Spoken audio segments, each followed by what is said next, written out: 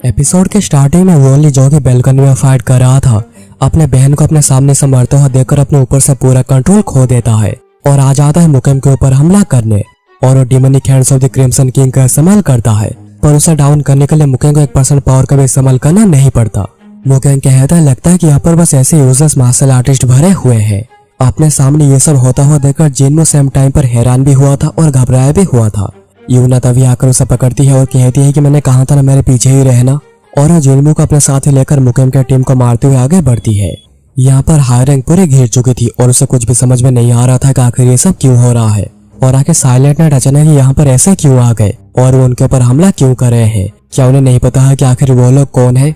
उस एक बार को तो जिन्मो के ऊपर भी शक होता है कि उसने अटैक करवाया है, पर फिर वो जिन्मो को देखकर सोचती है कि नहीं वैसा नहीं कर सकता, उसके अंदर इतनी कैपेबिलिटी है नहीं। हारंग खुद को शांत रखने की कोशिश कर रही थी और सोच रही थी उस साइलेंट नाइट के बारे में और जानकारी हासिल करनी होगी और ये भी जानना होगा कि आखिर उन लोगों ने उनके ऊपर हमला क्यों किया।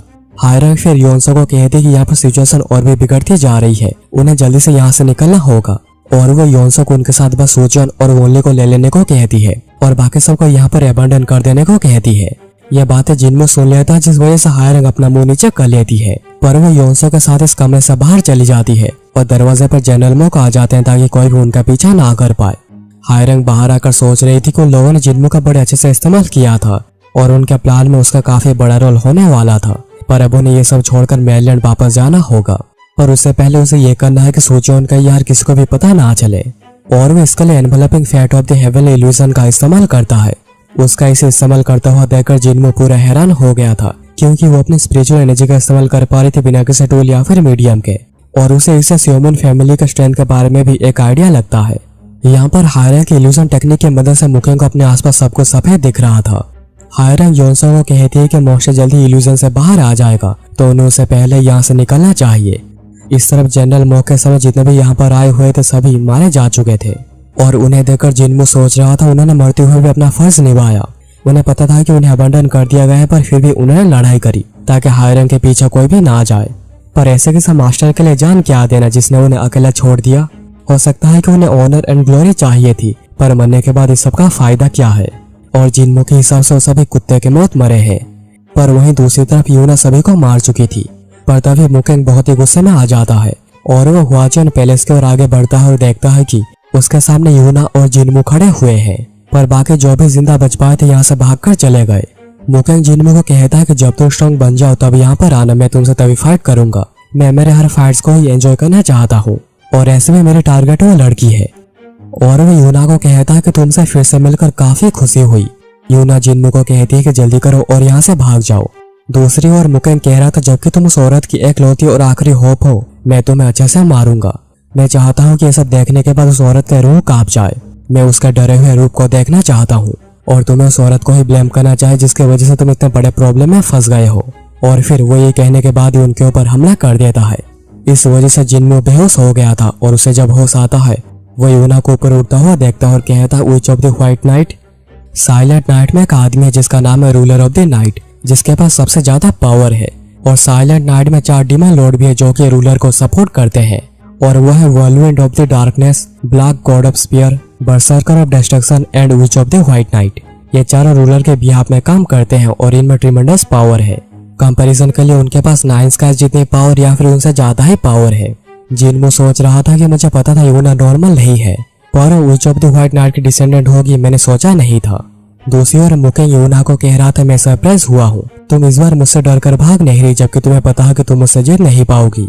और यूना को भी यह बात पता है कि ज्यादा देर तक मुकेंग को रोक नहीं सकती, इसलिए वो जिन्मो को यहाँ से जल्दी से भाग जाने को कहती है। पर वो पीछे मुड़कर देखते तो जिन्मो पहले वहाँ से भाग गया था। यह देखकर मुकेंग भी उसका काफी मजाक उड़ाता है कि वो जिसके लिए अपनी जान देने को भी तैयार है उसने यहाँ से भागने से पहले एक बार भी उसके नहीं सोची। फिर मुकेंग को ज्यादा समय नहीं लगता यूना को हराने में और वो जल्दी उसके पकड़ में आ जाती है। मुकेंग कहता है कि तुम अपनी जान उस लड़के के लिए दे रही हो जिसने यहाँ से भागने से पहले तुम्हारे बारे में 2 सेकंड भी नहीं सोचा। तुम सच में बहुत ही ज्यादा बेवकूफ हो। पर यूना तो मन ही मन जिन्मो को थैंक्स कह रही थी क्योंकि जिन्मो ही एक लौता है जिसने यूना की इतनी केयर करी है, उसका ख्याल रखा है। पर तभी अचानक मुकेंग के हाथ पर कोई कट लग जाता है जिसकी वजह से यूना हाथ से छूट जाती है और ये कट मारा था जिन्मो ने अपने ब्लेड से। जिन्मो कहता है माफ करना, मुझे आने में थोड़ी देर हो गई। उसे देखकर मुकेंग हैरान होकर पूछता है कि आखिर तुम कौन हो। जिनमू कहता है कि मैं हूँ जिनमू वॉन, नॉर्दर्न हेवनली साइड का 5th जनरेशन लीडर। और जिनमू का ये रूप देखकर यूना भी पूरी हैरान थी। उसे लगा था कि जिनमू यहाँ से भाग गया है, पर वो तो कहीं से ब्लेड लेकर आ गया। जिनमू से कहता है कि मेरे पीछे ही रहना, मैं तुम्हें कुछ भी होने नहीं दूंगा। वहीं पर मुकेंग कहता है कि तुम्हारे पास तो कुछ स्ट्रेच पावर्स है।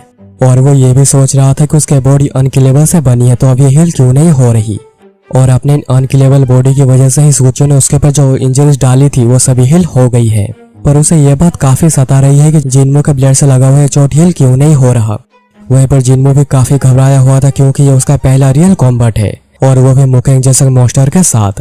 तो उसे नहीं पता है कि ये ब्लेड क्या कर सकती है और वो खुद भी क्या कर पाएगा। तभी मुकेंग कहता है कि उसे भी पहले जिनमू को मारना होगा, क्योंकि उसकी की काफी अजीब और अनसेटलिंग है। और फिर वो बड़े तेजी से जिनमू को पंच मारने आता है, जिससे कि जिनमू डॉज कर देता है। पर उसका चेहरा देखकर लग नहीं रहा है कि वो काफी कॉन्फिडेंट है। मुकेंग को इस बात से काफी गुस्सा आ जाता है और वो जमीन पर मारता, जिस वजह से पूरी जगह तहस नहस हो जाती है। मुकेंग फिर बिना रोके उसके ऊपर हमला करने लग जाता है, पर उन सभी को ही जिनमू डॉज कर रहा था। पर उसका एक भी डॉज कन्विंसिंग नहीं था, ऐसा लग रहा था कि वो बाल बाल बच रहा है। फिर हमें स्योमू और एक गार्ड ग्यूजिन को दिखाया जाता है, जो कि किस तरह बच गए थे, और वो दोनों भी सेक्ट की ओर जा रहे हैं। पर ग्यूजिन वहां से डर के मारे भाग जाता है। स्योमू से रोकने की कोशिश करता है, पर वो नहीं रुकता। तभी साइड के झाड़ियों में किसी को देखता है, और ये था जेंग, जो कि डर के मारे यहाँ पर छुपा हुआ है। जेंग बताता है कि उनके ऊपर कुछ उल्फ वास्टर ने हमला कर दिया है, जिनसे वो किस तरह अपनी जान बचाकर यहाँ पर छुपा हुआ है, पर अच्छा होगा कि वो यहाँ से निकल जाए। पर स्योमू जेंग को रोकता है, क्योंकि उसका कहना यह था कि जिन लोगों ने अपनी जान दी है वो उनके कॉमरेड्स हैं, जो कि उनके ऊपर भरोसा करते थे, तो उन्हें एटलीस्ट वापस जाकर बदला तो लेना ही पड़ेगा। पर जेंग, जो कि काफी डरा हुआ था, यहाँ से भागने की ही बात कर रहा था, क्योंकि उसे भी अपने सामने मौत दिखाई दे रही है। स्योमू जेंग के ऊपर गुस्सा करता है और कहता है कि जिन लोगों ने उसके ऊपर भरोसा किया, जो लोग ग्रुप के प्रति इतने लॉयल थे, जेंग को एटलीस्ट एक लीडर के तौर पे इसकी रेस्पेक्ट करनी चाहिए और जाकर उनसे एटलीस्ट लड़ाई करनी चाहिए। पर जेंग इस सब के बारे में बिल्कुल भी सोच नहीं पा रहा, और उसे यहाँ से कैसे भाग सकते हैं उसकी पड़ी है। इस वजह से स्योमू से लात भी मारता है और कहता है कि तुम एक नंबर के बादशाह हो, और वो ये कहकर आगे बढ़ जाता है सेक्ट की ओर। सेक्ट में यूना जिनमू के साथ फाइट करता हुआ देखकर सोच रही थी, क्या ये वही जिनमू है जिसे कि मैं जानती हूँ? क्या वो इतने समय तक अपने स्किल को छुपाता हुआ आ रहा था? पर यूना को जो बात काफी चौंका रही है, वो बात यह है कि वो कोई भी की को फील नहीं कर पा रही। तो उसे बिल्कुल भी समझ में नहीं आ रहा है कि आखिर जिनमू कौन से मार्शल आर्ट का इस्तेमाल कर रहा है। मुकेंग तभी कैओटिक रेन ऑफ डेस्ट्रक्शन का इस्तेमाल करके उसके ऊपर हमला करता है, जिससे कि एक ही बारी में जिनमू मारा जाए। जिनमू ये देखकर काफी घबरा गया था, क्योंकि अगर वो पूरे एरिया को सेंस भी कर पाएगा, तभी उसे लग नहीं रहा है कि मुकेंग के हर हमले को डॉज कर पाएगा। तभी हमें स्योमू को दिखाया जाता है, जो कि सेक्ट पहुंच चुका था, और सेक्ट की हालत देखकर उसे समझ में नहीं आ रहा था कि अचानक ये क्या हो गया। बड़ी बड़ी बिल्डिंग्स धराशायी हो गई थी, ये जगह पूरे बैटलफील्ड में बदल गई है, और हुआचोन पैलेस, जो कि यहीं पर ही खड़ा हुआ था, पूरा तबाह हो चुका है। उसे तभी वहीं पर योपोल मिलता है, जो कि मरने के कागार पर है। ये देखकर उसकी आंखें नम हो जाती है, और वो जाकर योपोल को पकड़ता है और कहता है कि अगर तुम नहीं रहोगे तो मैं अंदर के गुस्से का क्या करूंगा। दूसरी ओर जिनमू की नजर तभी यूना के ऊपर पड़ती है, जो कि काफी बुरी स्थिति में थी। जिनमू सोच रहा था कि उसे जल्दी से यूना को लेकर यहाँ से निकलना होगा, नहीं तो मुकेंग के हमले की वजह से उसकी डेथ भी हो सकती है। तब उसे वॉल ऑफ 10,000 शैडोज की एक टेक्निक याद आ जाती है, जिसमें shadowed blade both god and demons को सिलेक्ट कर सकता है। इसलिए वो shadow blade of the end waves of destruction को यूज करने की सोचता है। एपिसोड के स्टार्टिंग में योपोल, जो कि मर चुका था, उसका ब्लेड स्योमू ले लेता है, और वो अपने सामने चीजों को बर्बाद होता हुआ देख रहा था, पर उसके चेहरे पर कोई एक्सप्रेशन नहीं थे, क्योंकि उसे भी पता है कि ऐसा ही कुछ होना है, इसे कोई रोक नहीं सकता। पर तभी अचानक स्योमू काफी ज्यादा हैरान हो जाता है, क्योंकि उसकी नजर जिनमू के ऊपर पड़ी थी, जो कि बड़ी तेजी से यूना के सामने आ जाता है और उसके सामने ही रहकर हर हमले को रोकता है। और ये देखकर मुकेंग और स्योमू दोनों ही काफी हैरान थे। स्योमू तो बिलीव ही नहीं कर पा रहा था कि ये जिनमू है, जो कि शैडो की तरह मूव कर पा रहा है। जिनमू फिर उसके हमले को रोकने के बाद खुद हमला करने के लिए आगे बढ़ता है, और उसको आता हुआ देखकर मुकेंग को ऐसा लग रहा था जैसे कि उसके सामने उसकी मौत आ रही है। अगर ऐसे ही चलता रहा तो मैं मारा जाऊंगा। वो कोई आम लड़का नहीं है, उसके पास शेर की तरह बड़े बड़े दांत तो नहीं है, पर वो कुछ शेर से कम भी नहीं है। पर मुकेंग यहाँ पर हार नहीं मानता और जिनमू के ऊपर हमला करता है, जिस वजह से जिनमू जाकर दूर गिरता है। मुकेंग फिर बताता है कि वो इसे बहुत ज्यादा गुस्सा हो चुका है, और वह पूछने ही जा रहा था कि जिनमू ने मार्शल आर्ट्स कहाँ से सीखी है। तभी वो नोटिस करता है कि उसका बॉडी में एक बड़ा कट लग चुका है, और उसे इसके बारे में पता ही नहीं था। और वो सोचने लग जाता है कि आखिर जिनमू ने उसके साथ ये कब कर दिया। यहाँ पर जिनमू, जिसकी हालत काफी खराब हो चुकी थी, उसे सांस भी लिया नहीं जा रहा था। उसे लग रहा था कि वह भी यहाँ पर अपने लिमिट तक पहुंच चुका है, तो वह भी क्या करेगा। मुकेंग वहीं पर सोच रहा था अनडाइंग फ्लेम्स ऑफ केओस की वजह से ही उसे ये बॉडी मिली है जो कि इमॉर्टैलिटी के सबसे ज्यादा करीब है। इसलिए उसके बॉडी में कितने ही कट क्यों न लग जाए, कितनी हड्डियां क्यों न टूट जाए, वो हमेशा ही बहुत जल्दी हील हो जाते हैं। पर मुकेंग को यह बात बिल्कुल भी समझ में नहीं आ रही है कि आखिर जिन्मो के दिए हुए हमले की वजह से जो घाव हुआ है वो आखिर हील क्यों नहीं हो रहा, जबकि दूसरे सारे इंजरी हील हो चुके हैं जैसे कि सूजोन के हमले की इंजरी। मुकेंग फिर जिन्मो के पास आ जाता है और उसको कुचलने की धमकी देकर पूछता है ये कौन से मार्शल आर्ट्स है और उसने ये कहां से सीखी है। मुकेंग फिर ये भी बताता है कि उस फाइट्स में ज्यादा मजा आता है जिसमें उसकी जान सही में खतरे में आ जाती है, पर उसे जिन्मो को मारने में काफी ज्यादा टाइम लग रहा है जिस वजह से और भी ज्यादा एक्साइटेड हो रहा है उसे मारने के लिए। ये सब देखते हुए यूना उसके ऊपर आकर हमला कर देती है ताकि जिन्मो को किसी तरह बचाया जा सके, पर मुकेंग उसके ऊपर इजीली हमला करके उसे साइड कर देता है और कहता है शायद तुम्हें पहले मरना चाह रही हो। और फिर वो यूना के ऊपर हमला करता है और फिर जिन्मो के ऊपर भी हमला करने जा ही रहा था तभी उसके ऊपर कोई और आकर हमला कर देता है और इस तरफ सारी आ चुका था यूना को बचाने के लिए। मुकेंग यहाँ पर कह रहा था तो आप यहाँ पर आ गए, और ये थी witch of the white knight जूम यांग। यांग यूना का यह हाल देखकर मुकेंग को कहती है कि मुकेंग को कभी इस दुनिया में लाना ही नहीं चाहिए था। तो मुकेंग बताता है कि साइलेंट नाइट ही थी जिसने कि उसे क्रिएट किया है। यहाँ पर सारी यूना से माफी मांगता है लेट होने के लिए। सारी यूना को देखकर सोच रहा था यूना को एक शांत दिमाग चाहिए जो कि हर समय पर अच्छे से डिसीजन ले पाए, जिस वजह से उसे 5 worldly desires and 7 humanly emotions को छोड़ना होगा।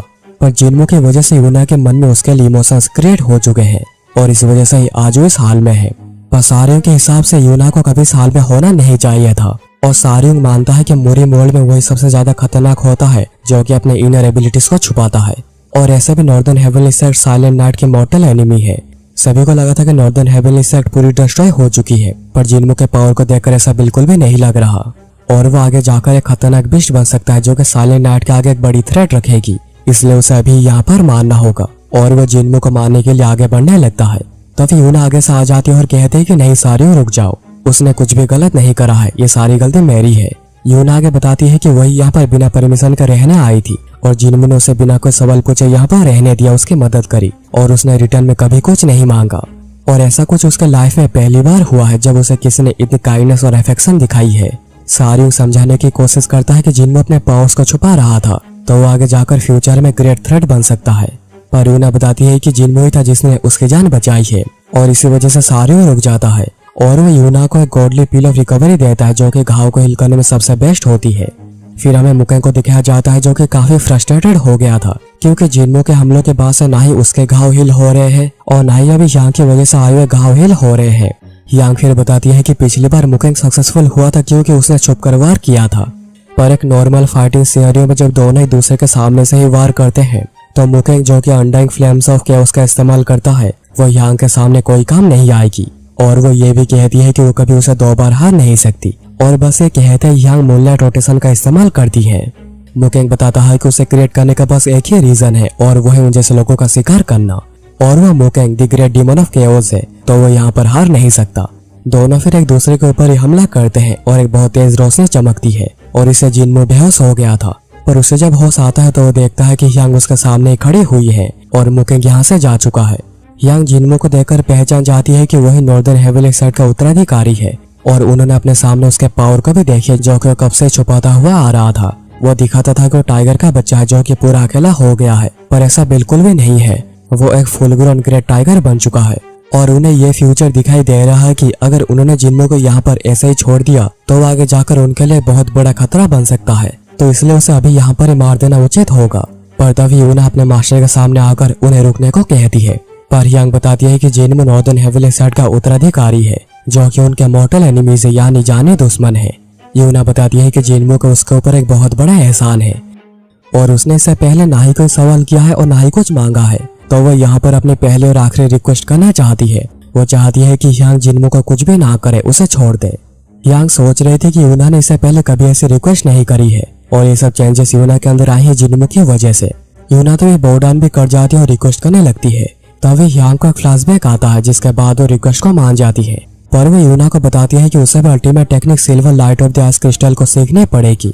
सारिंग ये बातें सुनकर सोच रहा था कि मास्टर यांग जो कि इस टेक्निक को सिखाने के लिए कब से हेजिटेट करे जा रही थी, उन्होंने फाइनली एक्सट्रीमली डेंजरस टेक्निक को सिखाने के लिए हाँ कर दिया है।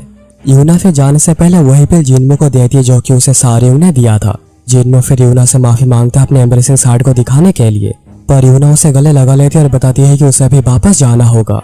जाने से पहले यांग जिनमो को वार्न करती है कि अगर वो फिर से कभी यूना के सामने भी आया तो उसका अंजाम अच्छा नहीं होगा। और वो ये भी कहते हैं जैसे जिनमो उनके वार्निंग से बिल्कुल भी हल्के में ना ले। उसके बाद यांग, यूना और सारुंग वापस चले जाते हैं और जिनमो कसम खाता है कि वो भी और भी ज्यादा स्ट्रॉन्ग बनता रहेगा। फिर हमें सियोमो को दिखाया जाता है जो कि सब देखकर पूरा ही सरप्राइज था। उसे ये तो पता था कि जिनमो कोई आम लड़का नहीं है, पर वो इतना स्ट्रॉन्ग होगा उसने कभी सोचा भी नहीं था। उसका लड़ने के स्किल को देखकर सियोमो को गूज़बम्स आ रहे थे, क्योंकि उसने कभी सोचा ही नहीं था कि जिनमो को भी ऐसा स्किल भी एक्वायर कर पाएगा। और उसे भी भरोसा हो गया है कि नॉर्दर्न हेविली सेट के विल और स्ट्रेंथ को पास ऑन कर दिया गया है। पर उसे ये बात समझ में नहीं आ रही है कि आखिर उसने अभी तक अपने पावर को छुपा कर क्यों रखी। उसे तब याद आता है कि जब वो ट्रेनिंग कर रहा था उसे किसी का साउंड सुनाई दे रही थी जो कि उसे गाइड कर रहा था, और वो समझ आता है कि एक हम जिनमो का ही था। जो कि उसे गाइड कर रहा था। पर उसे ये बात समझ में नहीं आ रही है कि आखिर उसने ऐसा क्यों किया और ऐसा क्यों करेगा।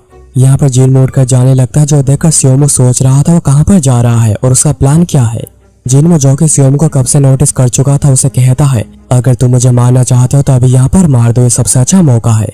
पर सियोमो कुछ भी नहीं कहता और फिर जिनमो चला जाता है टूटे हुए घर में जो कि थोड़ा बहुत बचा हुआ था। उसके कुछ दिनों बाद सियोमो साफ सफाई का काम करता है और जितने भी लोग मारे गए थे उनका अंतिम संस्कार करता है। फिर 5 दिन बाद जाकर जिनमो घर से बाहर आता है और वह बाहर आते उस पत्थर को अपने साथ ले लेता है जो कि उसे मिस्टर हुआंग ने दिया था। सियोमो से पूछता है कि क्या वो कहीं जा रहा है, तो जिनमो बताता है कि अभी ये जगह रहने लायक नहीं बची है। सियोमो सोच रहा था कि जल्दी सेंट्रल हेविली एलायंस की तरफ से कुछ लोग यहाँ पर आ जाएंगे इन्वेस्टिगेट करने, और उन्हें मुकेंग को साइलेंट नाइट का दोबारा आने की बात पता चल जाएगी, और ऐसा भी हो सकता है कि उन्हें जिनमो के बारे में भी सब कुछ पता चल जाए। सेंट्रल हेविली एलायंस सबको बिल्कुल भी लाइटली नहीं लेगी, और सियोमो, जो कि सबसे डायरेक्टली इन्वॉल्व भी नहीं है, पर क्योंकि वह यहाँ के 100 सर्वाइवर है तो उसे जितना ज्यादा हो सके जानकारी हासिल करने की कोशिश करी जाएगी।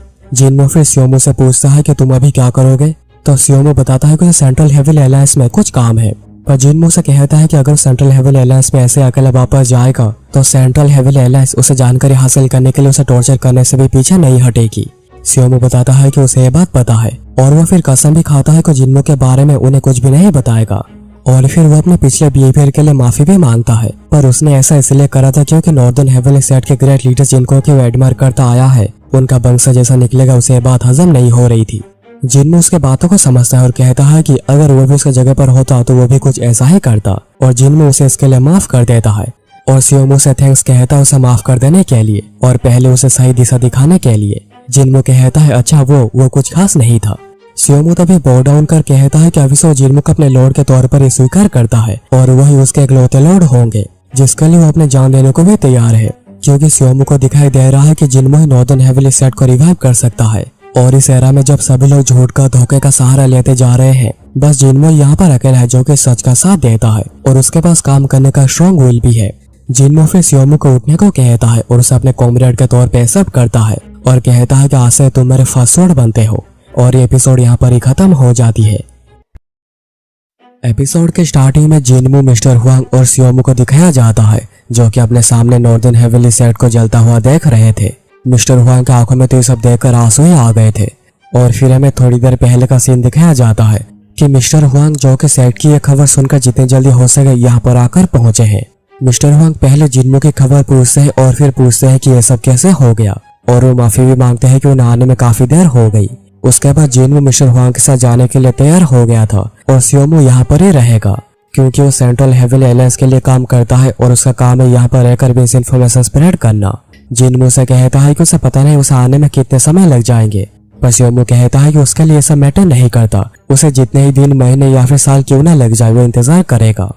और वो मिस्टर हुआंग को भी कहता है जैसे वो जिनमो का काफी अच्छे से ख्याल रखे। दोनों फिर अपने सफर पर निकल जाते हैं और सियोमो सोच रहा था ड्रैगन निकल चुका है अपने पंखों को पाने के लिए और वो तब तक यहाँ पर रहकर इंतजार करेगा और फ्यूचर की तैयारी करेगा, और वो वहीं पर ही बैठकर मेडिटेट करने लग जाता है। फिर कुछ दिनों बाद सेंट्रल हेविली एलायंस की तरफ से एक टीम पहुंच जाती है जो कि वेस्टर्न स्ट्रॉन्ग होल्ड की तरफ से आई थी क्योंकि हायरंग एंड बाकी सब वहीं पर ही भाग कर गए थे। इस टीम को वेस्टर्न स्ट्रॉन्ग होल्ड के जनरल यांग मानचोक लीड कर रहे हैं। मानचोक आते पहले पूछते हैं कि सियोमो कौन है, तो सियोमो अपना बेस दिखाता है और बताता है कि थर्ड मर्सनरी ग्रुप का मेंबर है। और फिर आगे सवाल पूछने पर सियोमो बताता है कि वह यहाँ का एकलौता सर्वाइवर है और नॉर्दर्न हेविली सेट का उत्तराधिकारी मोस्ट लाइकली मर चुका है। मेनचोक पूछता है कि उसे इसके बारे में कैसे पता, क्या उसने अपने आंखों से ये सब कुछ देखा है। तो सियोमू बताता है कि उसने जिन्मू को जलते हुए मलबे के नीचे पड़ा हुआ देखा था, पर उसके बाद क्या हुआ होगा उसे इसके बारे में कुछ भी नहीं पता। मेनचोक फिर अपने टीम को ऑर्डर देता है सियोमू को अरेस्ट करके वेस्टर्न स्ट्रॉन्गहोल्ड को भेज देने को, जहाँ पर उससे पूछताछ करी जाएगी। पर अभी इस जगह को सर्च करने के लिए मेनचोक अपने ग्रुप को 2 टीमों में डिवाइड करता है। पहले टीम को लीड करेगा सेंगचुन और दूसरे टीम को लीड करेगा सियो।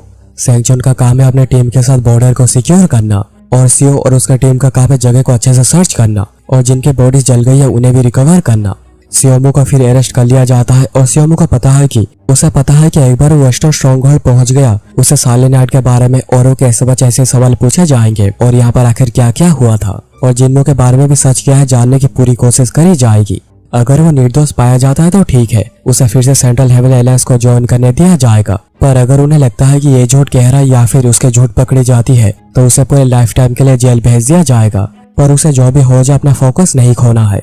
सियोमू फिर मेनचो को कहते हुए सुनता है कि उन्हें कुछ भी करके सबूतों को इकट्ठा करना ही होगा ताकि उन्हें साइलेंट नाइट के बारे में ज्यादा जानकारी मिल सके।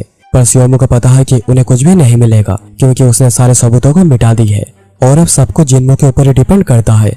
फिर सन कट होता है जिन्मू और मिस्टर हुआंग के ऊपर, जो कि कई दिनों तक आगे बढ़ने के बाद जियोका माउंटेन्स पर पहुंच जाते हैं। पर ये ऐसा माउंटेन्स है जहां पर रहना सुटेबल बिल्कुल भी नहीं है, पर जिन्मू यहीं पर ही रहने का फैसला करता है क्योंकि उसे बस मार्शल आर्ट्स का ट्रेनिंग ही करनी है और ये परफेक्ट प्लेस है जहाँ पर इमेज ट्रेनिंग कर सकता है और किसी को भी इसके बारे में पता नहीं चलेगा। और यहाँ पर रहने की वजह से पूरी दुनिया को लगेगा कि उसकी डेथ हो गई है। पहले लोगों को इसको लेकर डाउट तो होगा, पर धीरे धीरे वो सारे डाउट भी चली जाएगी क्योंकि इस दुनिया के लोग काफी क्रूएल और हार्टलेस है। मिस्टर हुआंग फिर कहते हैं कि वो जाकर 4 महीने की सप्लाईज ले आते हैं ताकि जिन्मू को रहने में यहाँ पर कोई भी प्रॉब्लम ना हो। और इससे पहले मिस्टर हुआंग ने जो भी करा इसके लिए जिन्मू उन्हें थैंक्स कहता है। पर मिस्टर हुआंग अभी भी इसे अपनी ड्यूटी मानते हैं जो कि उन्हें पूरी करनी है और वो चाहते हैं कि जिन्मू सबके बारे में ना सोचकर अपने ट्रेनिंग के ऊपर ही फोकस करे और यहाँ से उसका टॉपर जाने का सफर शुरू होगा। फिर हमें एक merchant group white dragon merchant troupe के बारे में बताया जाता है जो कि टॉप 10 मर्चेंट ग्रुप में आती है और इन लोगों के पास इतना पैसा है कि इंपीरियल फैमिली को भी उनके डिमांड के आगे झुकना पड़ता है और उनके ब्रांचेस हर जगह पर फैले हुए हैं जिस वजह से देश पर उनका इन्फ्लुएंस बहुत ज्यादा है। पर ये ब्रांचेस इतने बड़े हैं कि खुद अपने दम पर चल सकते हैं, पर फिर भी सभी का एक हेडक्वार्टर है जो कि है नेंजू में, जहाँ पर पूरे शहर पर ही उनका कंट्रोल है। नेंजू में हर किसी को व्हाइट ड्रैगन मर्चेंट ट्रुप के बारे में पता है और हर कोई किसी न किसी तरह इससे जुड़ा हुआ है। जिस लेडी ने इस ग्रुप को फाउंड किया था उनका नाम है नो ताई ताई, पर वो इस बार बहुत सालों बाद समिट मीटिंग में पहली बार आई है और यह है ह्यूम्यूंग, उनका बड़ा बेटा जो कि अभी फेमिनिन लीडर है जिनके ऊपर व्हाइट ड्रैगन मर्चेंट का पूरा भार दिया गया है। और शायद ही कोई होगा व्हाइट ड्रैगन ट्रुप में जो कि उनसे ज्यादा व्हाइट ड्रैगन ट्रुप के बारे में फिक्र करता है और उन्होंने अपनी मदर मैडम ताई ताई को बचपन से मदद करी है इस ग्रुप को अच्छे से तैयार करने में। मैडम ताई ताई फिर कहती है कि उन्होंने सुना है ऊनम की हालत कुछ ठीक नहीं है। सियोन जो कि उनकी बेटी है, उन समय पता चलता है कि 7 साल पहले सभी ऊनम से विड्रॉ करना चाह रहे थे क्योंकि ये बहुत ही दूर है जिस वजह से इसे मैनेज कर पाना काफी मुश्किल हो रहा था। पर मैडम ताई ताई के तीसरे बेटे जाम्योंग ने उन्होंने सब कुछ करा जिसकी वजह से ऊनम में ब्रांच बन पाई और एक अच्छा कनेक्शन भी बना रहा। जाम्योंग मैडम ताई ताई को कहते हैं कि अगर ऊनम में कुछ भी प्रॉब्लम हुआ है तो उन्हें वहाँ पर जाकर इसे रिजॉल्व करना चाहिए। पर ह्यूम्यूंग कहते हैं कि अगर जाम्योंग ऊनम जाते हैं तो उन्हें यहाँ पर कुछ लॉसेस सहने पड़ेंगे, इसलिए उनके हिसाब से किसी और को ही ऊनम में भेजना चाहिए। पर जाम्योंग आर्गुमेंट देते हैं कि मैंने ही ऊनम को एस्टेब्लिश किया है तो उसके बारे में जो भी होता है मुझे समझना चाहिए और वहाँ पर जो भी प्रॉब्लम हो रही है मुझे जाकर रिजॉल्व करनी चाहिए, ये मेरी ड्यूटी है। ह्यूम्यूंग को भी पता है कि जाम्योंग इस काम के लिए सबसे बेस्ट जिन्हें कि ऊनम भेजना चाहिए, पर उन्हें नहीं पता है कि वहाँ पर क्या हुआ, किस तरह का खतरा उनका इंतजार कर रहा है, तो वो अपने भाई को ऐसी किस जगह पर जाने देना नहीं चाहते। पर आज यहाँ पर मैडम ताई ताई मौजूद है जो कि एक अनबाइस्ड डिसीजन देंगी, तो ह्यूम्यूंग का चुप रहना ही ठीक होगा। उसके बाद मीटिंग में डिबेट होने लगती है कि आखिर ऊनम में किसे भेजा जा सकता है और डिबेट में सारे लोग 4-5 लोगों का नाम लेते हैं, जिस वजह से मैडम ताई ताई जाम्योंग से पूछती है कि क्या वो सच में ही जाना चाहते हैं, तो जाम्योंग बताते हैं कि वो इस मिशन के लिए सबसे ज्यादा क्वालिफाइड है। पर अब सवाल आता है कि वो अपने साथ किसे लेकर जाएंगे, तो जाम्योंग बताते हैं कि वो डेप्यूटी गार्ड्स को अपने साथ ही ले जाना चाहते हैं जिनके जनरल है इनग्योन, और उन्हें भरोसा है कि अगर वो उनके साथ होंगे तो उन्हें कुछ भी नहीं होगा, वो हर प्रॉब्लम का डटकर सामना कर पाएंगे। मैडम ताई ताई कहते हैं कि फर्क नहीं पड़ता कि वो किसे लेकर जाते हैं, उन्हें बॉडीगार्ड हुआंग चोल को अपने साथ लेकर जाना चाहिए क्योंकि वो काफी भरोसे वाले आदमी है और किसी इमरजेंसी में वो उनका इस्तेमाल कर सकते हैं उनसे कांटेक्ट करने के लिए। हुआंगचल मतलब यहाँ पर मिस्टर हुआंग की बातें हो रही है। उसके बाद सभी वापस चले जाते हैं और मीटिंग खत्म हो जाती है। पर मैडम ताई ताई और ह्यूम्यूंग बैठे हुए थे। ह्यूम्यूंग बताते हैं कि उन्हें जाम्योंग की काफी चिंता हो रही है क्योंकि उन्हें नहीं पता है कि उन्होंने सिचुएशन किया है। और यही चिंता मैडम ताई ताई को भी हो रही है। तो अगर वही लोग डरकर इस इशू को सॉल्व करने की कोशिश नहीं करेंगे तो व्हाइट ड्रैगन मर्चेंट ट्रूप में उनकी रेस्पेक्ट काफी कम हो जाएगी। और ऐसे समय में मेन फैमिली का ही काम होता है प्रॉब्लम को सॉल्व करके दूसरों के सामने एग्जाम्पल सेट करना। और उन्हें जाओमिंग के ऊपर भरोसा है कि वो अच्छा करेंगे। मैडम ताई ताई फिर ह्यूमिंग को जाकर मिस्टर हुआंग को भेजने को कहते हैं। ह्यूमिंग फिर जाते हैं मिस्टर हुआंग को बुलाने और वो सोच रहे थे कि मिस्टर हुआंग का स्पेशल मार्शल आर्टिस्ट नहीं, एक एवरेज मार्शल आर्टिस्ट है और उनके पास ऐसी कोई एबिलिटी भी नहीं है जो कि उन्हें दूसरों से अलग करती हो। तो उन्हें समझ में नहीं आ रहा है कि मदर यानी मैडम ताई ताई उन पर इतना भरोसा क्यों करती है। ह्यूमिंग फिर मिस्टर हुआंग के पास जाते हैं जो कि एक बच्चे मूनजंग को ट्रेनिंग दे रहे थे। ह्यूमिंग उन्हें बताते हैं कि मैडम ताई ताई उनसे मिलना चाहती है और मिस्टर हुआंग जल्दी से मैडम ताई ताई से मिलने जाते हैं। और उनके बातों से हमें पता चलता है कि मैडम ताई ताई की वजह से ही वो यहाँ पर एक अच्छे कंफर्टेबल लाइफ जी पा रहे हैं। मिस्टर हुआंग फिर पूछते हैं कि उन्हें यहाँ पर क्यों बुलाया गया है। तो मैडम ताई ताई बताती है कि जामिंग उनम जाना चाहते हैं क्योंकि उन्होंने उस जगह को एस्टेब्लिश करी है और उनकी ड्यूटी है कि उस सिचुएशन को जाकर ठीक करेंगे। इसलिए मैडम ताई ताई चाहती है कि मिस्टर हुआंग उनके साथ ही जाए। और इस सब के पीछे एक रीजन है। 7 साल पहले जब ह्यूमिंग एक डेंजरस सिचुएशन में फंस गए थे तो वो उस जगह से निकलने में कामयाब हुए थे। और फिर 5 साल पहले जब मैडम ताई ताई क्रिटिकल सिचुएशन में थी वो काफी चमत्कार तरीके से बच पाई थी। और इन दोनों समय में मिस्टर हुआंग उनके साथ ही थे। इसलिए मैडम ताई मिस्टर हुआंग को काफी लकी मानती है, जिसकी वजह से उनके साथ जो भी होता है उसे कुछ भी नहीं होता। और इसी वजह से मिस्टर हुआंग को जामिंग के साथ भेजना चाहती है। फिर एक सीन कट होता है और हम मिस्टर हुआंग को देखते हैं जो कि जिनमू से मिलने जा रहे थे। फिर एक सीन कट होता है और हम देखते हैं कि मिस्टर हुआंग जिनमू से मिलने जा रहे हैं क्योंकि उन्हें 15 दिन में ही उनम के लिए निकलना है। और फिर मोजोंग जिसे वो ट्रेनिंग दे रहे थे उसे अच्छे से ट्रेनिंग देनी होगी, नहीं तो वो कुछ भी कर नहीं पाएगा। मिस्टर हुआंग को फिर आगे जाकर एक कार्ट मिलती है जो कि पूरी डिस्ट्रॉय हो चुकी थी क्योंकि इस जगह पर बैंडिट्स काफी बढ़ गए हैं, जिस वजह से इंपीरियल आर्मी इस जगह को मैनेज करती है। पर सरप्राइजिंग की बात तो यह है कि मिस्टर हुआंग यहाँ से कितने बार आ जा चुके हैं पर उनके ऊपर एक बार भी बैंडिट्स का हमला नहीं हुआ है। तो उन्हें भी कभी कभी लगता है कि उनके पास सच में काफी अच्छा गुड लक है। फिर हमें जिनमू को दिखाया जाता है जो कि लकड़ी इकट्ठा करके लाता है और हम वहाँ पर बहुत सा टूटे सोर्स को भी देख पाते हैं। तभी मिस्टर हुआंग वहाँ पर आकर पहुँचते हैं और हमें पता चलता है कि जिनमू को यहाँ पर आए हुए 7 साल हो चुके हैं, यानी प्रेजेंट से भी कहानी 7 साल शिफ्ट हो चुकी है। और मिस्टर हुआंग को जिनमू से आखिरी बार मिले हुए 1 साल भी नहीं हुए हैं, पर अभी जिनमू पहले से पूरा ही अलग लग रहा है। और जिनमू की इतनी प्रोग्रेस को देखकर मिस्टर हुआंग सोच रहे थे तो अगर आज वो यहाँ पर मर भी जाते हैं तो उन्हें कोई भी रिग्रेट नहीं होगा। और ये एपिसोड यहाँ पर ही खत्म हो जाती है।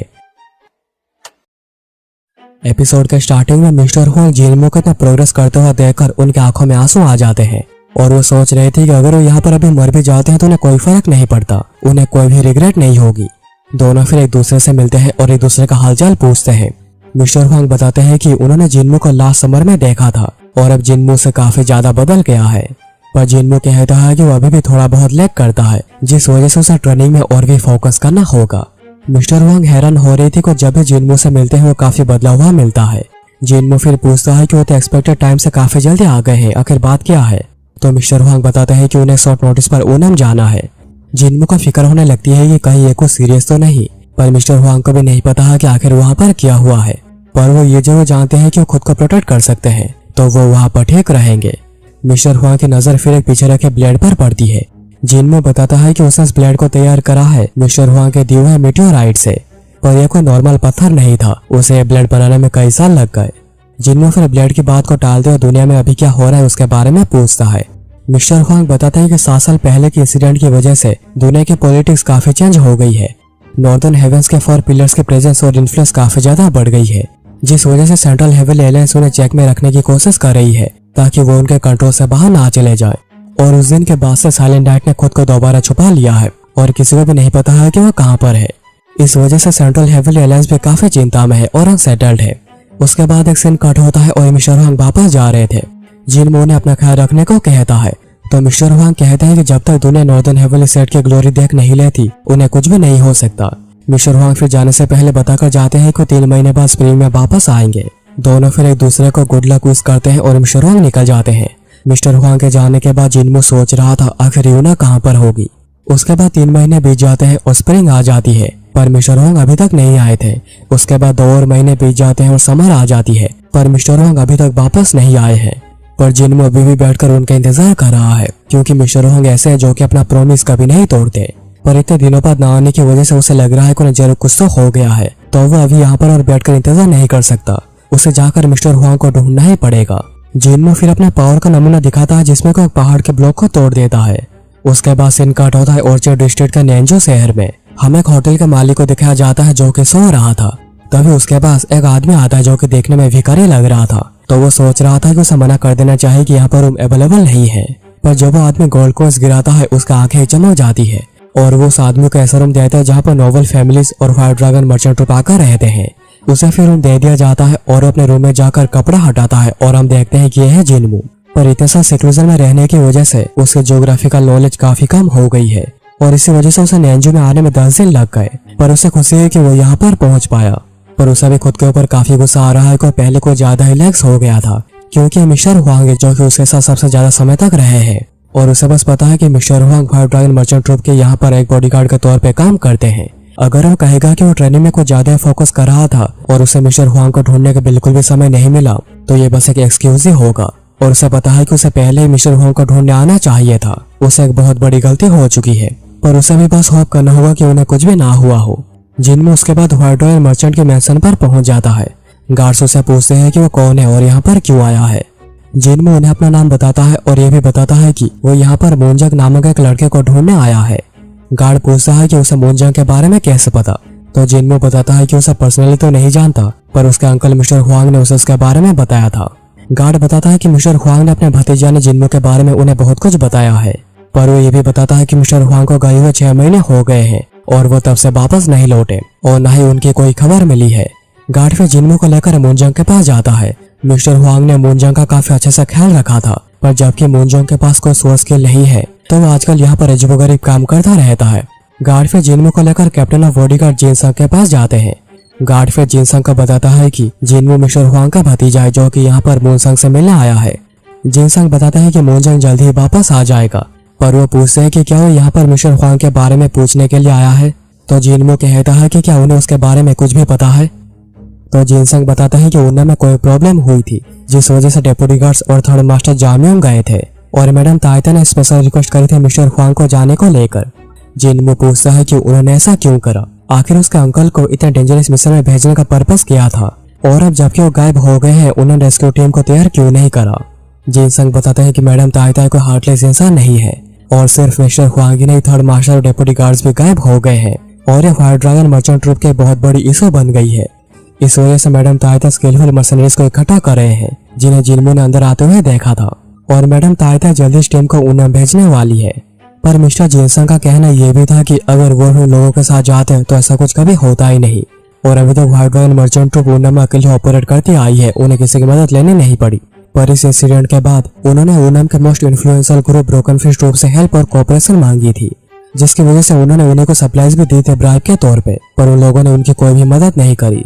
और इससे पता चलता है कि मैडम ताइता कितने डेस्परेट सिचुएशन को ठीक करने के लिए और जिनसंग को सबके बारे में बस इतना ही पता है। उसके बाद मोनजंग वापस आ जाता है और जिनसंग उन दोनों को बातें करने को कहकर जाने लगते हैं, पर उनके जाने से पहले जिनमू पूछता है क्या वो उन लोगों के साथ ऊनम जा सकता है जो कि जल्दी ऊनम के लिए निकलेंगे और वो इसके लिए कुछ भी करने को तैयार है।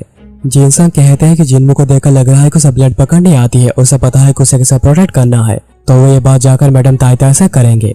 उनके जाने के बाद मोनजंग जिनमू से पूछता है कि वो कौन है और उसे क्या चाहिए। तभी सीन कट होता है और हमें बताया जाता है हर साल न्यूमरस टैलेंट मोरी वर्ल्ड में एंटर होते हैं। फिर मोरी वर्ल्ड उनमें से 7 लोगों को चुनती है जिनके पास स्काई रॉकेटिंग टैलेंट होती है और उन्हें 7 लोअर स्काइज का पोजीशन दिया जाता है और यह मूहान जिसे कि 7 लोअर स्काइज में सिलेक्ट नहीं किया गया था, पर उसके पास ऐसी एबिलिटी है जो कि पूरे देश में किसी के पास है नहीं और न ही कोई उसका राइवल कर सकता है। और यह है जाई येकरेन जिसने कुछ डजन पावरफुल आदमी को पटक दिया है और वो दोनों कैसे मार्शल आर्ट सेक्ट से बिलोंग करते हैं जो कि वॉन्डरिंग मर्सनरीज को लेकर तैयार किया गया है और इनका लीडर है मार्शल मास्टर योंग मूसोंग। अगर उन्हें सही पैसे ऑफर किए जा रहे हैं तो उन्हें कोई फर्क नहीं पड़ता कि पैसा कौन दे रहा है और ये काम कैसा है, कितना खतरनाक है, उन्हें कोई फर्क नहीं पड़ता। वो काम कितना भी खतरनाक क्यों ना हो वो ये काम करेंगे। इस वजह से उन्हें आयरन ब्रिगेड के नाम से जाना जाता है और ये दोनों उसका वाइस लीडर्स है।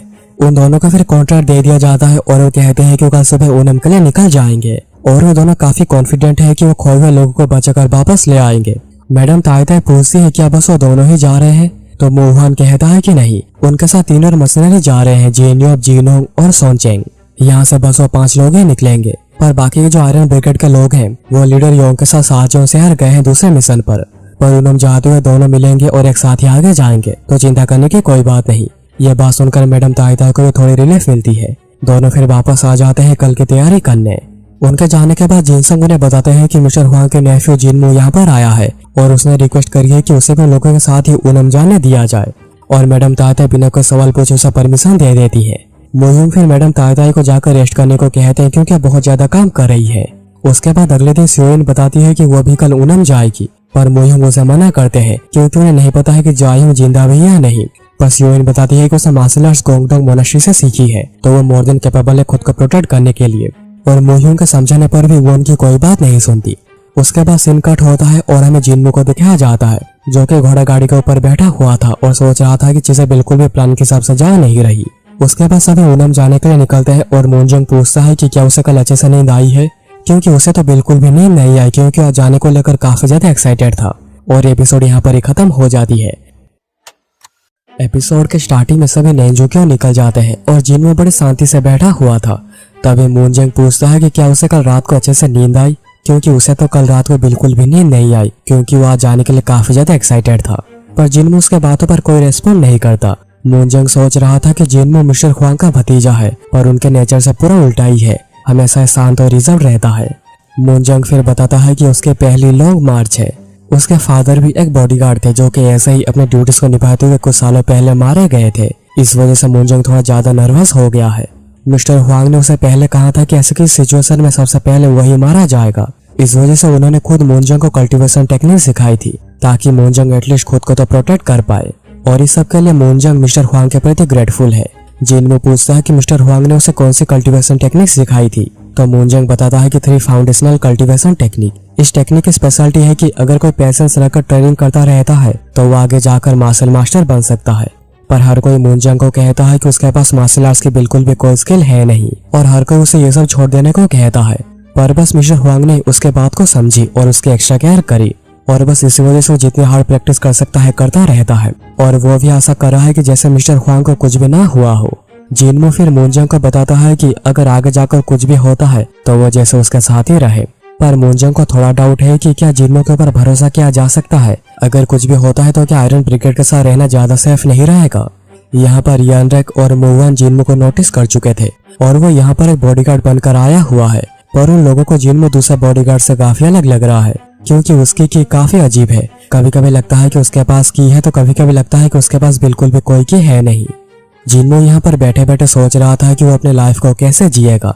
अभी तक वो बस अपने मार्शल आर्ट्स को होन करने में लगा हुआ था, पर अभी उसका काम है मिस्टर हुआंग और यूना को ढूंढना। पर उन्हें ढूंढने के बाद वो क्या करेगा सोचने लगता है। क्या सेंट्रल हेविली अलायंस के ऊपर रिवेंज लेना उसके लिए अच्छा होगा, या फिर वो ऐसे ही अपनी पूरी जिंदगी बिता दे किसी के भी सामने आए बिना। जिनमू को लगता है कि उसके फादर चाहते होंगे वो ये सब गुस्सा छोड़कर एक शांति से लाइफ जिए बिना किसी टेंशन के। पर क्या वो ऐसा कर सकता है जबकि उसका खून रिवेंज का सोच से गर्म हो जाता है। तो उसे भी बिल्कुल भी समझ में नहीं आ रहा है कि उसे आगे जाकर क्या करना चाहिए। उसके बाद सभी एक रिवर के पास पहुंच जाते हैं जहाँ पर एक होटल भी थी और वो फैसला करते हैं कि वो यहाँ पर कुछ देर रेस्ट करने के बाद ही रिवर को क्रॉस करके जाएंगे। पर वो 2 ग्रुप बनाकर ये काम करेंगे। जब एक ग्रुप रेस्ट कर रही होगी दूसरी ग्रुप गार्ड करेगी, पर उससे पहले एक ग्रुप जाकर खाना खाएगी और दूसरा ग्रुप बाहर रहकर सामान के ऊपर नजर रखेगा। पहले ग्रुप में आयरन ब्रिगेड एंड जिनमू भी थे। सभी फिर होटल के अंदर जाते और खाने का ऑर्डर दे देते हैं और मोनजोंग को वहाँ के मालिक की बेटी सोरिंग पसंद आ गई थी। पर उसका दिल जल्दी टूट जाता है क्योंकि वो उसे ब्रदर कहकर एड्रेस करती है। पर वो ये जानकर बहुत खुश होती है कि मोनजोंग एक बॉडीगार्ड है। तो वो कहती है कि अगर उसे आगे जाकर किसी बॉडीगार्ड की जरूरत पड़ी तो क्या मोनजोंग आएगा उसे प्रोटेक्ट करने। और ये बात सुनकर मोनजोंग बहुत ही ज्यादा खुश हो जाता है।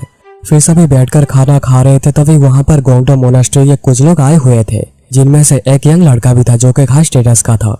और ये बात इससे पता चलती है कि मोनास्ट्री में आमतौर पर यंग डिसिपल को बाहरी दुनिया में जाने दिया नहीं जाता, पर अगर उसके पास हाई मार्शल आर्ट्स के मास्टरी है या फिर वो फर्स्ट जनरेशन का डिसिपल है तो वो बाहर जा सकता है। जिनमू मोनजोंग से पूछता है क्या उसे उस लड़के को देखकर जलन हो रही है, तो मोनजोंग कहता है कि बिल्कुल भी नहीं, वो बॉडीगार्ड बनकर काफी खुश है। उसके फादर ने उसे एक बार कहा था कि उन्हें बॉडीगार्ड का काम करने के लिए पैसे मिलते हैं, पर उनकी ड्यूटी है ओनर को और उनके चीजों को प्रोटेक्ट करने का। इस वजह से लोगों का उनके ऊपर भरोसा बहुत ज्यादा होता है और वो उनके ऊपर रिलाई भी कर जाते हैं। और क्योंकि उनकी लाइफ एक ऑनेस्ट एंड हम्बल लाइफ होती है तो इससे बेहतर और कोई जॉब नहीं हो सकता। जिनमू कहता है लग रहा है कि उसका फादर बहुत ज्यादा ग्रेट थे। तभी मोनेस्ट्री का एक आदमी जो कि एसेटिक मतलब योगी है जिसका नाम है मुहे, वो चिल्लाकर कहता है कि यहाँ का कुक कौन है, और वो उनके आते हैं उनके मुंह पर खाना देकर मारता है। और यह सोर्यूंग के फादर ताइप्यूंग जो कि यहाँ के कुक भी है और यहाँ के मालिक भी, और उनके ऊपर इल्जाम लगाया जाता है कि उनके खाने की वजह से सियोलगोंग का एक दांत टूट गया है। और मुहे उनसे पूछता है कि क्या वो ऐसे रिवेंज ले रहा है, तो ताइप्यूंग कहते हैं कि उन्होंने ऐसा कुछ भी नहीं करा है और वो अभी मोनेस्ट्री से भी जुड़े हुए नहीं है, तो आखिर सबका क्या मतलब। और वो हमेशा खाने की क्वालिटी चेक करते हैं सर्व करने से पहले, तो ऐसा कुछ कभी हो ही नहीं सकता। ताइप्यूंग फिर पूछते हैं कि क्या वो अभी भी उस दिन को लेकर गुस्से में बैठे हुए हैं। तभी सीन कट होता है 15 साल पहले मार्शल कंपटीशन में, जो कि हर 3 साल में एक बार ही होता है। कंपटीशन में अच्छा करने के लिए ताइप्यूंग अपने सीनियर मुहे को कांग्रेचुलेट करते हैं क्योंकि वो कंपटीशन में सेकंड आए हैं, पर उसे हार मिली है ताइप्यूंग से जो कि उसे हराकर फर्स्ट आए हैं।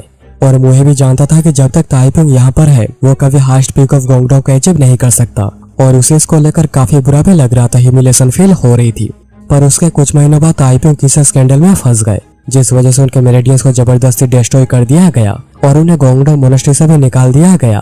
पर मुहे कभी भी ताइप्यूंग से हार का ह्यूमिलेशन का गुस्सा बना हुआ है।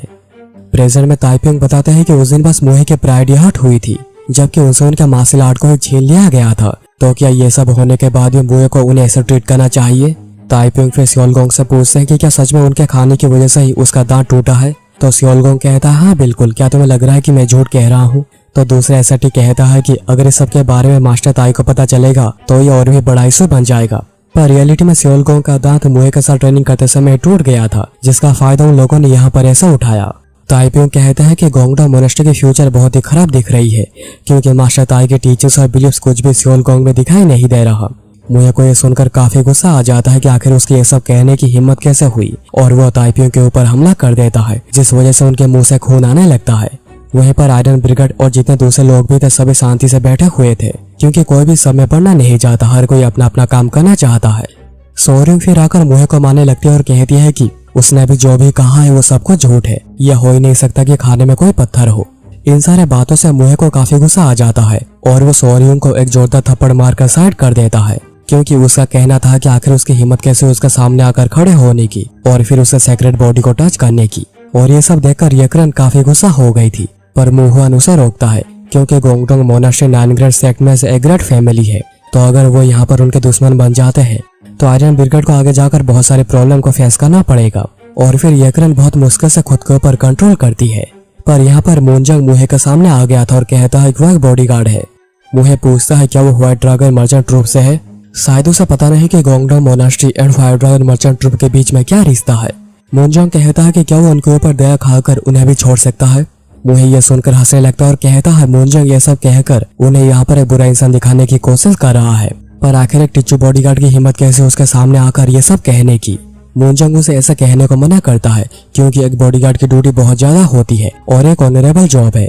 मुहे उसके ऊपर गुस्सा करता है और कहता है कि आखिर उसकी हिम्मत कैसे पहले उसके सामने आकर खड़े होने की और अब उसे लेक्चर देने की। अभी उसे उसका एक हाथ काटकर उसे अपनी जगह दिखानी ही पड़ेगी। ये देखकर जिनमू खड़ा हो जाता है तो मोहन उसे बेवकूफी करने को मना करता है क्योंकि मूनजंग जानबूझकर उनके बीच में गया है, जबकि उसे पता था कि उसे जाना नहीं चाहिए था, तो इसलिए उसे अपनी गलती की कीमत तो चुकानी ही पड़ेगी। वो कुछ भी करके उसे यहाँ पर बचा नहीं सकते और अच्छी बात है कि उसका बस एक हाथ ही काटा जाएगा, उसकी जान नहीं ली जाएगी और वो काफी लकी है। जिनमू कहता है क्या कहा, उसके एक हाथ को काट दिया जाएगा पर वो लकी है। जिस समय एक मार्शल आर्टिस्ट अपना हाथ खो देता है उसकी जिंदगी खत्म हो जाती है, पर उसने उनका सामना करने का फैसला किया क्योंकि वो जिन बातों पर बिलीव करता है उसे उन बातों को लेकर ही काम करना चाहिए। अगर जरूरत पड़ी तो उसे फाइट भी करनी पड़ेगी। और वो मोहन को कहता है कि उसे बातें समझ में नहीं आएगी, तो मोहन कहता है कि उसे यहाँ पर बस एक पेड़ दिखाई दे रहा है पर उसके पीछे जो इतना बड़ा जंगल है उसे दिखाई नहीं दे रहा। अगर वो गोंगडोंग मोनेस्ट्री का दुश्मन बनता है तो उसे बड़ा कोई बेवकूफ नहीं होगा। जिनमू कहता है कि उसे कोई फर्क नहीं पड़ता, दुनिया में एटलीस्ट एक बेवकूफ तो होना ही चाहिए। और यहाँ पर मुहे अपना ब्लेड को बाहर निकालकर उसके ऊपर हमला कर देता है, पर बीच में जिनमू आकर उसके ब्लेड को बस एक ही उंगली से रोक देता है, जो देखकर सभी काफी चौंक गए थे। इस टेक्निक को बेयर हैंडेड स्वॉर्ड ब्लो कहा जाता है। ये एक highly advance martial art technique है और ये देखकर मुहे भी पूरा सरप्राइज हो गया था। आखिर उसकी हिम्मत कैसे हुई मार्शल मास्टर का ब्लेड को अपनी उंगली से रोकने की। आखिर वो कौन है और कहाँ से आया है। और मुहे ये भी नोटिस करता है कि जिनमू उसके सामने बड़ा शांत खड़ा हुआ है, बिल्कुल भी डर नहीं रहा। मुहे फिर पूछता है कि तुम कौन हो और तुम्हारी हिम्मत कैसे मेरे सामने आने की, क्या तुम्हें नहीं पता मैं कौन हूँ। जिनमो कहता है वो उसे मूनजेंग का बड़ा भाई समझ सकता है और क्यों ना आज वो दोनों यहीं पर ही रुक जाए। मुहे इस बात से काफी गुस्सा हो जाता है और अपने पाम ऑफ राइजिंग क्लाउड का इस्तेमाल करता है, पर इसे भी जिनमो खड़े खड़े ही रोक देता है। जिनमो फिर कहता है कि एक लड़के की ड्यूटी होती है अपनी लाइफ को एंजॉय करना, एक पेरेंट की ड्यूटी होती है अपने बच्चे को अच्छे से बड़ा करना, एक मर्चेंट की ड्यूटी होती है प्रॉफिट कमाना, और वैसे ही एक एसेटिक यानी योगी की ड्यूटी होती है दुनिया के सारे मोह माया को छोड़कर एक प्योर इंसान बनना। सबकी कोई ना कोई ड्यूटी होती है जो कि उन्हें निभानी पड़ती है, पर वो एसेटिक है पर उसे फिर भी इतनी सी बात नहीं पता। वो तो सारे दूसरे एसेटिक के लिए एक डिस्ग्रेस है। और फिर जिनमो मुहे के ब्लेड को तोड़कर उसके टुकड़े टुकड़े कर देता है और ये देखकर सियोलगोंग और दूसरे एसेटिक आ जाता है उसके ऊपर हमला करने, और ये एपिसोड यहाँ पर ही खत्म हो जाती है। एपिसोड के स्टार्टिंग में जिनमो मुहे का ब्लेड को तोड़ देता है, जो देखकर सियोलगोंग और दूसरे एसेटिक आ जाते हैं उसके ऊपर हमला करने। जिनमो मूनजेंग को ताइपिंग और उनके बेटी को लेकर निकल जाने को कहता है। दोनों फिर आकर जिनमो के ऊपर हमला करने लग जाते हैं, पर जिनमो उनके हमले को काफी इजीली ब्लॉक कर रहा था। और बस इतना ही नहीं, वो उनके ऊपर एक एक हमला करता जिससे कि दोनों ही डाउन हो जाते हैं। पर तभी मुहे आ जाता है और कहता है कि मैं तुम्हें मार दूंगा, पर मुहे भी कुछ कर नहीं पाता और जिनमो से मार खाता रहता है। तभी पीछे से सियोलगोंग अपने टूटे हुए ब्लेड को लेकर हमला करने के लिए आ जाता है, जिसे कि जिनमो बिना देखे रोक देता है और उसके पूरे हाथ को मरोड़ देता है, जिससे कि उसका काम खत्म हो गया था। और दूसरे एसेटिक तो ये सब देखकर ही बेहोश हो चुका था। मोहन ये सब देखकर सोच रहा था कि ये सब काफी बुरा हो रहा है। आयरन ब्रिगेड के मेंबर सभी यहाँ पर मौजूद हैं और अगर वो सभी यहाँ पर इन्वॉल्व हो गए तो उन्हें इसका परिणाम सहना पड़ेगा। एसेटिक्स इस बात को बिल्कुल भी नहीं भूलेंगे और इस गुस्से को बनाए रखेंगे, पर अगर वो यहाँ पर कुछ नहीं करते, मोनास्ट्री की मदद नहीं करते, तो भी वो आगे जाकर प्रॉब्लम में पड़ सकते हैं। तो मोहन अभी समझ नहीं पा रहा है कि उन्हें भी क्या करना चाहिए। आगे समुद्र है तो पीछे खाई है। आखिर उसकी हिम्मत कैसे मोनास्ट्री के एसेटिक्स के ऊपर हमला करके उन्हें इंजोर्ड करने की? क्या उसे लगता है कि वो ये सब करने के बाद बिल्कुल भी सेफ रह पाएगा? जिनमो पूछता है क्या तुम मुझे थ्रेट दे रहे हो, पर क्या तुम्हें लगता है तुम इसे पूरा भी कर पाओगे? मुहे बताता है कि पूरी गोंगडोंग मोनास्ट्री उसके ऊपर आकर हमला करेगी और यह मोनास्ट्री के पावर है, और वो ये बात जाने बिना उसके ऊपर हमला कर दिया है, जिसका परिणाम उसे भुगतना पड़ेगा। जिनमो उसके पास जाकर धीरे से कहता है कि अगर यही बात है तो उसे बस उन्हें मारकर ही खत्म करना होगा, और उसकी हिम्मत और धमकी से मुहे पूरा डर गया था। तभी वहीं पर सियोइन अंदर आ जाती है, जो कि मुहे को जानती है क्योंकि उसने भी मोनास्ट्री से मार्शल आर्ट्स की ट्रेनिंग ली है।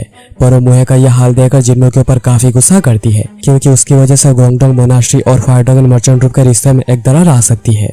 सियोइन फिर पूछती है कि आखिर उसने मोनास्ट्री के ऊपर हमला क्यों किया? क्या उसे पता नहीं कि दोनों ही ग्रुप के बीच में करीबी रिश्ता है? आखिर उसने क्या सोचकर उन्हें ऐसे इंजोर्ड कर दिया? उसे तो ग्रेटफुल होना चाहिए कि उन लोगों ने उसे उन्हें मानने दिया है। जिनमो अपने एक्शंस के लिए माफी मांगता है, पर यह भी बताता है कि सियोइन को यह सब कहने से पहले सिचुएशन को समझना चाहिए था, देखना चाहिए था कि जो लोग इस सब में इन्वॉल्व हो गए हैं वो ठीक है या नहीं। ऐसे बिना सोचे समझे उसे कुछ भी कहना नहीं चाहिए था। मूनजेंग एक बॉडीगार्ड हो सकता है, पर फायर ड्रैगन मर्चेंट ग्रुप के लिए काम करता है और वो सोरियों को बचाने गया था, जिस वजह से उसका एक हाथ ऑलमोस्ट कटने ही वाला था।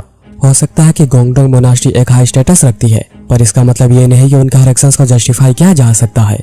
और उसे ये बात भी पता है कि सियोइन मोनास्ट्री की डिसिप्लिन रह चुकी है, पर वो यहाँ पर भी मोनास्ट्री की डिसिप्लिन नहीं, फायर ड्रैगन मर्चेंट ग्रुप की इस जर्नी में एक इंचार्ज बनी हुई है। तो कोई भी डिसीजन लेने से पहले उसे अपने लोगों की बात सुननी चाहिए थी। और फिर सियोइन भी अपनी गलती के लिए माफी मांगती है, पर वो ये भी बताती है कि जिनमो को उन्हें ऐसे मानना नहीं चाहिए था, इसका परिणाम बहुत खराब हो सकता है। तो जिनमो कहता है कि वो सबकी पूरी रेस्पॉन्सिबिलिटी लेगा, और वो ये भी कहता है कि अगर इसके लिए तैयार ना होता तो वो कभी ऐसा कुछ करता ही नहीं। पर सियोइन समझाने की कोशिश करती है कि गोंगडोंग मोनास्ट्री 9 ग्रेट सेक्ट में से एक है, पर जिनमो कहता है कि इस दुनिया में कोई भी चीज फॉरएवर एग्जिस्ट नहीं करती, और ये बात उससे बेहतर और कौन ही जान सकता है। जिनमो आगे बताता है कि हो सकता है गोंगडोंग मोनास्ट्री एक स्ट्रॉन्ग फाउंडेशन हो, पर वो कभी फॉरएवर एग्जिस्ट नहीं करेंगे, और उसने पहले ही कह दिया है वो इस सिचुएशन की पूरी रेस्पॉन्सिबिलिटी लेगा। पर अगर इससे भी सियोइन सेटिस्फाइड नहीं होती तो वो और मूनजेंग फायर ड्रैगन मर्चेंट ग्रुप से अलग होकर आगे बढ़ेंगे। जेसन कहते हैं कि ये कोई छोटी मोटी इशू है नहीं, तो क्यों ना आज वो लोग यहीं पर रेस्ट करें और कल देखें कि क्या करा जा सकता है। और इस पर सियोइन एग्री करके वापस चली जाती है। जेसन जिनमो से पूछते हैं कि वो भी क्या करेगा, क्योंकि ये कोई छोटी मोटी इशू है नहीं। तो जिनमो कहता है कि वो उनका इंतजार करेगा। उसके बाद जिनमो और मूनजेंग उनसे काफी दूर में आग लगाकर रेस्ट करते हैं। मूनजेंग जिनमो से माफी मांगता है कि उसकी वजह से ही ये सब हो गया, पर जिनमो से सब के बारे में सोचने को मना करता है और कहता है कि उन्हें यहाँ पर पूरी रात गुजारनी पड़ेगी। तो क्या वो ऐसे कोई चीज को गैदर कर सकता है जिसको कि वो बिस्तर के तौर पे यूज कर सके। और मूनजेंग चला जाता है चीजों को ढूंढने। तभी मूनवन वहीं पर आता है, जो कि वहीं पर छुपकर इंतजार कर रहा था, और ये बात जिनमो को पता थी। मूनवन आकर कहता है कि उसे उससे कुछ बात करनी है, पर जिनमो कहता है कि वो काफी थक गया है बातें करते हुए, तो उसे ब्रेक चाहिए और वह भी कोई बात करना नहीं चाहता। मोहन कहता है कि उसे अभी तक कुछ कहने का मौका मिला ही नहीं था, वो यहाँ पर सारी चीजों को एक्सप्लेन करने आया है और अगर वो कोऑपरेट करेगा तो चीजें आगे और भी बेहतर होती जाएंगी और वो सभी अच्छे से मिलकर काम कर पाएंगे। जिनमो पूछता है कि क्या तुम अपने सारे एक्शंस को कैलकुलेट करते हो, तो मोहन कहता है कि बिल्कुल, क्योंकि इसी तरह ही तुम मुरीम वर्ल्ड में सर्वाइव कर सकते हो। हर किसी को अपने स्ट्रेंथ एंड वीकनेस के हिसाब से काम करना चाहिए और इसी रीजन की वजह से आयरन ब्रिगेड इतने सालों से सर्वाइव करती आई है। जिनमो कहता है कि उसे भी यह बात सही लगती है, पर कभी कभी ऐसा समय आता है कि जब उसे दिमाग की नहीं दिल की सुननी चाहिए और आज का यह सब उसी का ही एक एग्जाम्पल था। हम फिर वहीं पर यकरन को देखते हैं जो कि वहीं पर छुपकर उनकी बातें सुन रही थी। जिनमो आगे बताता है कि हर किसी को लगता है कि दुनिया से काइंडनेस एंड कॉम्पेशन खत्म हो गई है, क्योंकि पावरफुल और कमजोर लोगों से चीजें छीनते रहते हैं। इस क्रूअल दुनिया में अगर कोई मार्शल आर्ट सीखता है दूसरों को अब्यूज करने के लिए, तो फिर उसका मार्शल आर्टिस्ट बनने का पर्पस डिफीट हो जाता है। मोहन जिनमो की बातें सुनकर समझ आता है कि जिनमो कोई आम लड़का नहीं है, वो काफी डेंजरियस है और उसके बिलीफ मुरीम वर्ल्ड के लिए खतरा बन सकते हैं। मोहन फिर कहता है कि एक सिंगल आदमी कभी पूरी दुनिया को बदल नहीं सकता, क्योंकि यह दुनिया बिल्कुल भी आसान नहीं है। तो जिनमो कहता है कि छोटी सी लाइट भी अंधेरे को दूर कर देती है, तो वो एटलीस्ट एक कैंडल तो बन ही सकता है जिसे कि देखकर दूसरे गाइडेंस में आगे बढ़ सकेंगे और इसी रीजन की वजह से उसने मार्शल आर्टिस्ट बनकर इस बात को चूज करा है। उसके बाद एक सीन कट होता है और हम देखते हैं कि जिनमो और मूनजंग रेस्ट कर रहे थे। मूनजंग उसे फिर से माफी मांगता है तो जिनमो कहता है कि उसे अपने कमजोरियों को देखकर काम करना चाहिए, पर उसने नहीं देखी तो यह प्रॉब्लम हो गई। अभी जरूरी है कि उसकी जो ये गलती है उसे समझे, अपने सिचुएशन को समझे और उसे ठीक करे, पर वो ऐसे सिचुएशन में घुस गया है जिससे कि वो खुद ठीक नहीं कर सकता। मुरीम वर्ल्ड ठंडे खून वालों की जगह है नहीं, यहाँ पर कोई भी किसी के ऊपर रहम नहीं खाता। ये एक ऐसी जगह है जहाँ पर कमजोर मरता है और ताकतवर हमेशा ही जीतता है, इसलिए मूनजंग को स्ट्रॉन्ग बनना ही पड़ेगा। ये बातें सुनकर मूनजंग थोड़ा बहुत दुखी हो गया था, तो जिनमो उसे कहता है कि उसने ये सब करके 2 लोगों की जान बचाई है, तो उसे इसको लेकर गर्व करना चाहिए। उसने वो हिम्मत दिखाई जो कि दूसरे लोग दिखा नहीं पाए और उसने जो भी करा है वो बिल्कुल सही करा है। मूनजंग उसे इसके लिए थैंक्स कहता है और ये भी कहता है कि उसने जो भी कहा वो उसे याद रखेगा। मूनजंग फिर कहता है कि उसे जिनमो से कुछ पूछना है, उसे कैसे ट्रेनिंग करनी पड़ेगी ताकि उसी की तरह स्ट्रॉन्ग बन पाए, ताकि वो भी बस उंगलियों से ही ब्लेड को तोड़ पाए। तो जिनमो बताता है कि सैटरिंग फिंगर टेक्निक थी और वो ये कर पाए क्योंकि उसने बचपन से ब्लैक स्मिथिंग सीखना शुरू कर दिया था, इसलिए उसे पता है कि ब्लेड को कैसे बनाया जाता है और इतने सालों के एक्सपीरियंस की वजह से उसे पता चल जाता है कि कौन से ब्लेड में कहाँ पर क्या क्या प्रॉब्लम है। पर जो ब्लेड मास्टर ब्लैक स्मिथ बनाते हैं उसे उसके बारे में कुछ भी नहीं पता। तभी सीन कट होता है पास्ट में, जब जिनमो मिस्टर हुआंग के दिए हुए मेटेओराइट से ब्लेड बना रहा था, पर उसे ब्लेड बन नहीं रही थी और बार बार ही टूटती जा रही थी और उसे प्रॉब्लम कहाँ पर हो रही ये बात भी पता चल नहीं पा रही थी। तो वो बस होप करता जा रहा था कि अगली बार कोई गड़बड़ ना हो और वो फाइनली जाकर एक ब्लेड को बनाने में कामयाब रहता है। पर अब सवाल यह था कि क्या 2 साल की मेहनत उसके काम आएगी। तभी वो देखता है कि ब्लेड के एज शार्प नहीं है, तो वो एजेस को शार्प करने में लग जाता है, पर वो जिन वर्कशॉप की मदद से शार्प करने की कोशिश कर रहा था वही घिसकर खत्म हो जा रहे थे। तो उसने चैलेंज लिया कि जब तक ये ब्लेड बनकर पूरी तैयार नहीं हो जाती वो बिल्कुल भी नहीं रुकेगा और फिर फाइनली ब्लेड बनकर तैयार हो ही जाती है और वो इसका नाम रखता है सियोलवा, मतलब स्नो फ्लावर, और उसने इसका नाम यूना की ब्यूटी के ऊपर रखा है। और उसका ये ब्लेड को डिवाइन या फिर डीमोनिक ब्लेड नहीं है, ये बीवज ब्लेड है। इसमें सिनिस्टर की भरी हुई है, मतलब बुरा या फिर इविल समझ सकते हो। यानी अगर जिनमें उसका इस्तेमाल करते हुए केयरफुल नहीं रहा तो ये ब्लेड उसे ही कंज्यूम कर जाएगी। तभी प्रेजेंट में यकरन उन दोनों के लिए खाना लेकर आती है, जो कि दोनों बैठकर खाने लगते हैं, पर उन्हें समझ में नहीं आता है कि आखिर आयरन ब्रिगेड की फायर लीडर उनके लिए खाना लेकर क्यों आई। मूनजंग कहता है कि हो सकता है जिनमो को अपनी टीम में लेना चाह रहे हो, पर फिर वही कहता है कि अगर ऐसी बात होती तो वो कुछ कहती, पर वो तो बिना कुछ कहे वापस चली गई। पर जिनमो तभी झाड़ियों की ओर देखकर कुछ सोच रहा था और फिर वो अचानक मूनजंग को सदन से ढाबे में जाने को कहता है और फिर वो अपना ब्लेड लेकर तैयार हो जाता है। तभी झाड़ियों में से कुछ लोग बाहर आते हैं और कहते हैं कि उसके ब्लेड काफी अच्छी है, पर वो कहाँ से है। तो जिनमो कहता है कि नॉर्थ से आया हुआ सोर्समैन है और हम देखते हैं कि यह गोंगडोंग मोनास्ट्री से आए हुए एसेटिक्स और उनके साथ मोनास्ट्री के एल्डेस्ट ब्रदर मोगवांग भी आए थे। मोगवांग बताते हैं कि उन्होंने सुना जिनमो ने मोनास्ट्री के डिसिपल को डरा कर पीटा है, क्या यह सच है। तो जिनमो कहता है कि मैं किसी को डरा नहीं रहा था और लगता है कि आपको अभी भी पता नहीं है कि आखिर सच क्या है।